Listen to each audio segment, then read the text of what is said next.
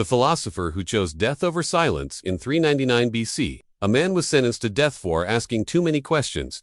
His name was Socrates, and he never wrote a single book. Yet his words shook the foundations of power and threatened the rulers of one of the world's greatest democracies, ancient Athens. At the height of Athens' glory, Socrates wandered its streets, barefoot and poor, confronting citizens, soldiers, and politicians with a single weapon, his mind. But through his relentless questioning, he exposed hypocrisy, ignorance, and arrogance in the hearts of those who thought themselves wise.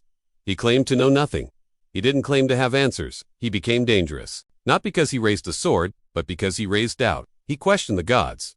He challenged tradition. He made the youth think for themselves and, in a society built on hierarchy, that was unforgivable. Instead, he stood tall and told the jury that, far from being a criminal, he was a gift from the gods, a gadfly sent to wake a sleepy city. He could have apologized. The charges, corrupting the youth, disrespecting the gods, but his true crime was this. He made people uncomfortable with truth. In court, he could have begged for mercy. They sentenced him to die. If he ran, he said, he would betray everything he stood for. And from them, the roots of Western philosophy, science, ethics, and logic were born. That truth meant more than breath. He believed that principles meant more than life. His followers pleaded with him to flee.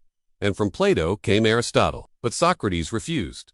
We value comfort over wisdom, silence over challenge. He was given a chance to escape. So, surrounded by his students, he drank the cup of poison hemlock with calm dignity, and died. But Socrates showed us that one voice, calmly questioning the world, can echo for thousands of years. But Socrates' death was not the end. It was the beginning of a revolution in human thought.